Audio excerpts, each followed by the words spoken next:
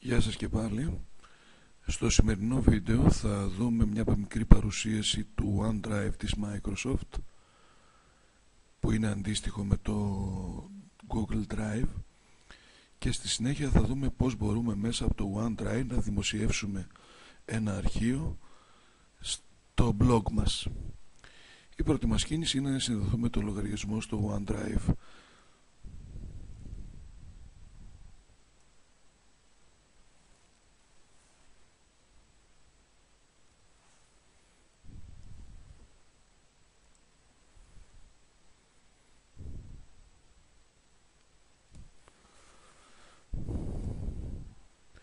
Εδώ είναι το αρχικό περιβάλλον εργασίας, η αρχική οθόνη του OneDrive, στην οποία έχετε τις εξής δυνατότητες από το μενού πάνω. Να δημιουργήσετε κάποια αρχεία ή φακέλους. Έχετε τη δυνατότητα να δημιουργήσετε έγγραφα Word, βιβλίο εργασίας του Excel, παρουσίαση του PowerPoint, σημειωματάριο του OneNote. Να θυμίσω ότι το OneNote έχει τη δυνατότητα δημιουργίας συλλογών ιστοσελίδων και αρχείων με σκοπό την συγκέντρωση υλικού για τη διεκπεραίωση μιας δραστηριότητας. Έχουμε επίσης τη δυνατότητα να δημιουργήσουμε έρευνα Excel. Η έρευνα Excel είναι η ονομασία που έχει δώσει το OneDrive στην αντίστοιχη φόρμα του Google. Και φυσικά έχουμε τη δυνατότητα να δημιουργήσουμε έγγραφο κειμένου. Στην περίπτωση αυτή, όπως σας είπα, θα στείλουμε πρώτα ένα αρχείο στο OneDrive, το οποίο είναι και μια υπηρεσία σύννεφου που δίνει τη δυνατότητα 50 GB διαθέσιμου χώρου, και στη συνέχεια το αρχείο αυτό θα το δημοσιεύσουμε σε ένα ιστολόγιο, σε ένα blog. Η αποστολή αρχείου γίνεται μέσω της διαδικασίας της αποστολής που βλέπετε εδώ. Θα επιλέξουμε το αρχείο, το οποίο στη δική μας την περίπτωση βρίσκεται στην επιφάνεια εργασίας και έχει τον τίτλο «Κατασκευή δραστηριότητας».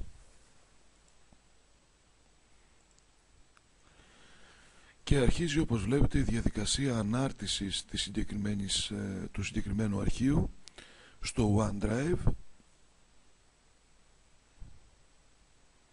και είναι αυτό το οποίο βλέπετε εδώ. Στο OneDrive έχετε τη δυνατότητα όχι απλά να αναρτήσετε και να αποθηκεύσετε αρχεία, αλλά και να τα επεξεργαστείτε. Εδώ, καθώς έχουμε μια παρουσίαση, ένα αρχείο PowerPoint, μπορούμε να το δούμε φυσικά σε κάθε περίπτωση. Μπορούμε όμως να το επεξεργαστούμε. Για την επεξεργασία αυτού του αρχείου έχουμε δύο δυνατότητες. Η πρώτη είναι να το επεξεργαστούμε τοπικά στον υπολογιστή μας, εκμεταλλευόμενοι πλήρως τις δυνατότητες που δίνει μια ολοκληρωμένη έκδοση του Office που έχουμε στον υπολογιστή μας. Η δεύτερη δυνατότητα που έχουμε είναι να το επεξεργαστούμε online, με τις κάπως πιο περιορισμένες δυνατότητες που έχει το αντίστοιχο πρόγραμμα, αυτό που βλέπετε δηλαδή, το OneDrive. Στην περίπτωση αυτή δεν θα επιλέξω κάτι από αυτό, θα επιστρέψω όμως για να δούμε τι μπορούμε να κάνουμε με αυτό. Έχουμε λοιπόν εδώ την κατασκευή δραστηριότητας. Ας την ξαναανοίξουμε λίγο.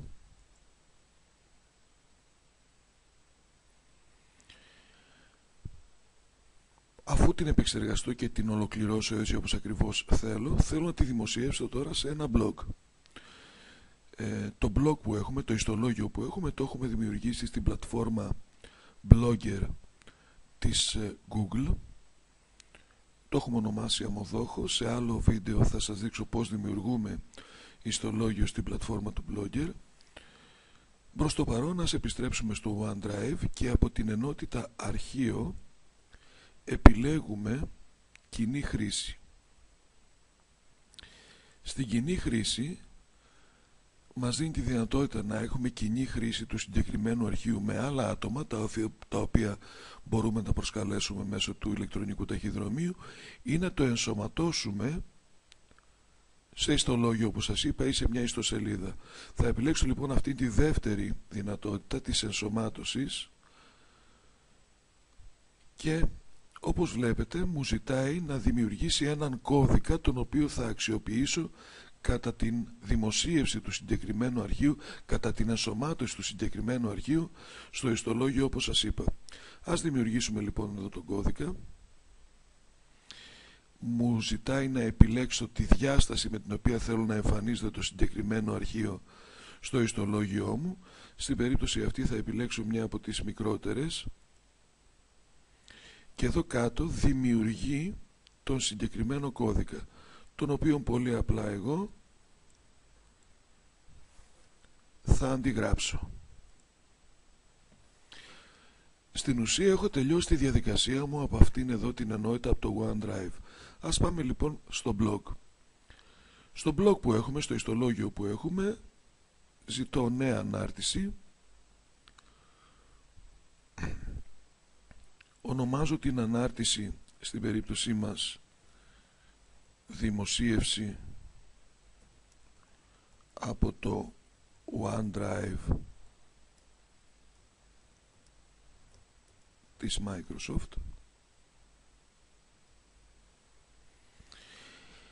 Επιλέγω την ενότητα HTML, η οποία είναι ήδη ενεργοποιημένη στην περίπτωση αυτή, γιατί με το HTML εισάγω κώδικα σε κάθε μου ανάρτηση, ενώ με την απλή σύνθεση γράφω όπως θα έγραφα σε έναν απλό κειμενογράφο ή θα πρόσθετα μία εικόνα σε ένα απλό κειμενογράφο. Επιστρέφω λοιπόν στην ενότητα HTML που μου δίνει τη δυνατότητα να εισάγω κώδικα. Πάω σε ένα σημείο του αρχείου αυτού και επικολλώ τον κώδικα το οποίο έχω αντιγράψει από το OneDrive. Όπως βλέπετε έχει επικολληθεί. Στη συνέχεια να σας θυμίσω ότι όπως σε κάθε δημοσίευση μπορώ να προσθέσω ετικέτες, να ορίσω τοποθεσία και να κάνω διάφορες άλλες επιλογές που θα δούμε σε άλλο βίντεο. Και προς το παρόν ζητώ προεπισκόπηση για να δούμε τι κάναμε. Κατά την προεπισκόπηση, όπως και κατά την κανονική λειτουργία, όπως βλέπετε, ο blogger επικοινωνεί με το OneDrive και ενσωματώνει το PowerPoint στο ιστολόγιό μου. Να τονίσω βέβαια ότι κατά αυτή τη διαδικασία δεν μπορούν να μεταφερθούν στοιχεία του PowerPoint όπως είναι οι ήχοι ή κάποιες κινήσεις, καθώς αυτές δεν υποστηρίζονται από το συγκεκριμένο πρόγραμμα. Αφού λοιπόν έχω ολοκληρώσει την ενσωμάτωση και έχω δει στην προεπισκόπηση την συγκεκριμένη ανάρτηση, επιλέγω τη δημοσίευση και η ανάρτησή μου τώρα έχει δημοσιευθεί στο ιστολόγιο μου. Ελέγχω μία ακόμη φορά ότι έχει δημοσιευθεί. Εδώ παρατηρείτε πως συνεργάζονται ακριβώς δύο υπηρεσίες που ανήκουν σε δύο αντίπαλα στρατόπεδα στον χώρο του διαδικτύου. Και από εδώ και πέρα θα παρατηρήσετε μπορώ με τα βελάκια εδώ να πηγαίνω από ενότητα σε ενότητα και να παρακολουθώ το PowerPoint. Με αυτόν τον τρόπο λοιπόν δημοσίευσα μία δραστηριότητα, ένα αρχείο το οποίο το αποθήκευσα στο σύννεφο του OneDrive της Microsoft και το ενσωμάτωσα στη συνέχεια σε ένα ιστολόγιο.